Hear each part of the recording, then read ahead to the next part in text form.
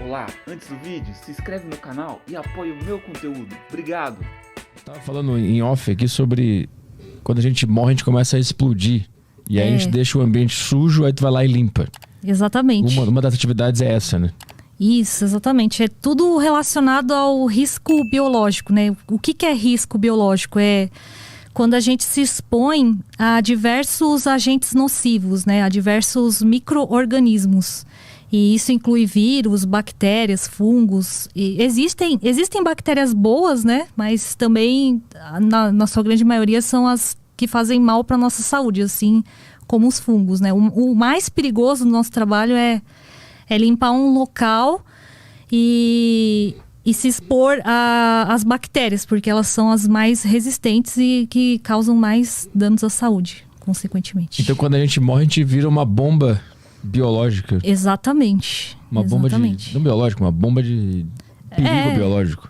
Mesmo que a pessoa não tenha falecido com alguma doença pré-existente, a própria decomposição já é considerada um fator de risco biológico. Então, tem que tomar bastante cuidado. A gente vai com EPI, com óculos, né, com máscara, com 2 luvas. A gente descarta tudo depois. O que acontece se eu tiver contato com um corpo que morreu já há 10 dias e tá lá? O que acontece comigo se eu tiver contato? Então, você se expõe a esses agentes nocivos.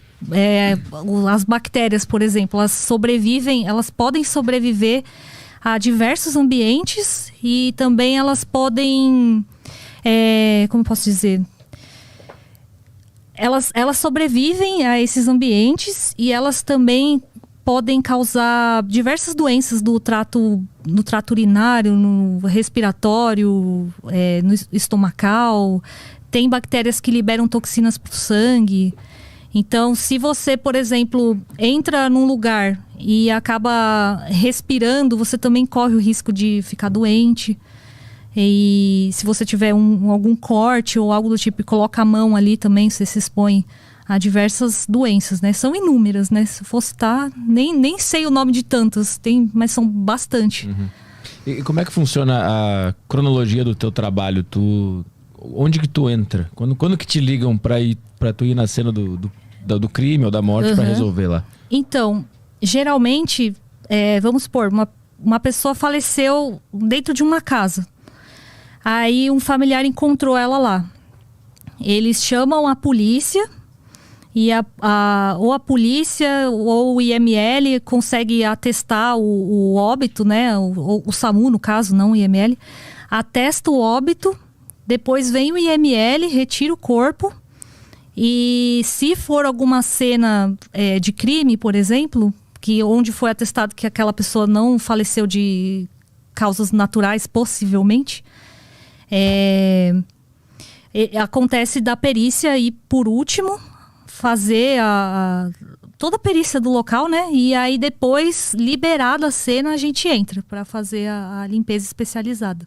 Mas quem te contrata é o governo ou é privado? Como é que funciona privado. isso? É família, condomínios, advogados. São pessoas físicas ou jurídicas, mas o governo não.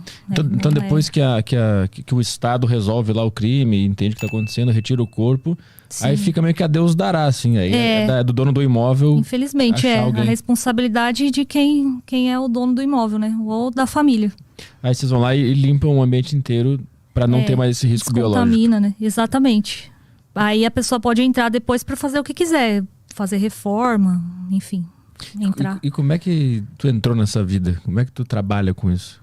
Olha, eu era cabeleireira. Eu fui cabeleireira uns 8 anos. E aí depois eu não consegui mais me identificar com essa área. E aí eu fui estudar para ser comissária de voo. Só que era muito, muito concorrido. Eu fiquei me matando para entrar. Mas foi bom porque lá eu consegui ter um bom treinamento, né? Eu tive aulas de primeiros socorros, segurança, emergência a bordo, sobrevivência na selva também. Então foi uma coisa meio que um treinamento do exército, assim. E isso foi bom porque me preparou para essa profissão. Essa profissão lá nos Estados Unidos, ela é muito realizada por bombeiros militares, né? E eles têm um treinamento similar. E isso foi legal porque a gente pega lugares que, além de ser extremamente salubre, você tem que ter muita força física, resistência, tal. Tem que entender um pouco de primeiros socorros também, se alguém passar mal, porque como a gente usa um macacão e ele é muito quente, e no calor, no calor principalmente, né? A gente acaba passando mal mesmo, né? Já vi de colegas de profissão que desmaiaram lá. Então, você não pode nem realizar esse trabalho sozinho. Tem que ir sempre com alguém para se caso essa pessoa passar mal, você conseguir socorrer, enfim. E tem que entender um pouco, né? Porque é uma situação de risco, não é um ambiente comum, né? E aí, o que aconteceu? Eu tentei ser comissário, depois deixei quieto. E nisso eu comecei a estudar administração. Quando eu comecei a estudar administração, o meu pai ele já tinha uma empresa de conserto de instrumental cirúrgico. E ele vem da área de desinfecção hospitalar. Ele já deu várias palestras para as enfermeiras. Ele visitava diversos hospitais, né? E ele já tinha experiência com isso. E aí ele me chamou para trabalhar com ele para ser auxiliar administrativo. Aí eu falei, tá bom, demorou, né? Aí comecei lá a trabalhar com ele. E aí aconteceu uma situação também na nossa família, de um tio nosso, que ele faleceu sozinho em casa, né? Ele tinha alguns problemas de saúde. E ele falava, assim, de vez em quando com a minha mãe. E aí ele falou que ele não estava se sentindo muito bem, ele era taxista na época e falou, eu nem não vou trabalhar porque eu tô meio mal, tal, vou ficar em casa. Aí minha prima falou, tá bom, eu vou aí te visitar, né? E aí ele falou, só não vem hoje porque eu tô ocupado fazendo, sei lá, tal coisa. E aí eu te ligo quando você puder vir aqui, né? Aí ela, tá bom. E ele não ligou pra ela. E ela falou, putz, ele não tá me ligando, né? E tentou ligar várias vezes no celular dele e nada dele atender. Aí passaram uns 3 dias e ela falou, putz, ele não me responde, vou lá, né, ver o que aconteceu. E na hora que ela ia abrir a porta da garagem, ela já sentiu um cheiro estranho. Ela falou, putz, que será que aconteceu, né? Ela entrou com a minha tia lá pela garagem, e você tinha que dar a volta, você entrava na garagem, dava a volta pra sala, não, pra cozinha, aliás. E da cozinha você entrava na sala, que era onde ele estava deitado. E tava com um monte de mosca e aquele cheiro insuportável, e a minha tia já desconfiou. Ela falou, olha, fica aí na cozinha que eu vou lá ver o que é. E aí a minha tia encontrou ele morto. E era um calorzão de fevereiro, assim, então ficou aquela catástrofe lá, né? E aí foi aquele drama, né? Porque meu tio, ele era obeso. E aí o IML não tinha um carro apropriado para levá-lo.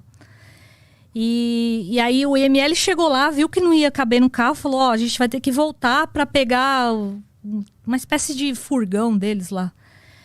E demorou mais de 8 horas, tipo, ele lá cheirando mal, assim, a rua inteira. E vizinho, você sabe que vizinho é uma desgraça, né? Começou a comentar lá, nossa, que cheiro, não sei o quê. Falar, você jura que tá fedendo, né?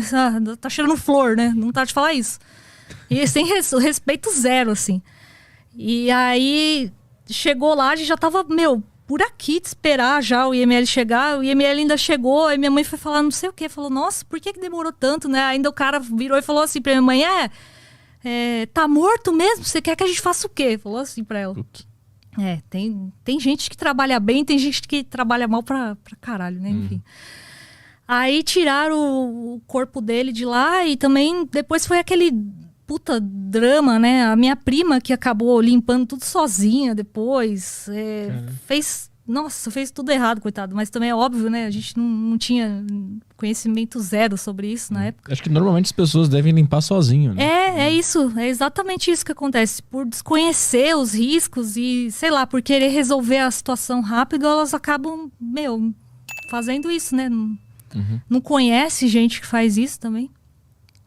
E aí, depois de alguns meses, o meu pai viu essa oportunidade de poder ajudar as pessoas e tal. Aí a gente até lembrou desse caso, enfim. E foi aí que a gente decidiu começar a trabalhar com isso.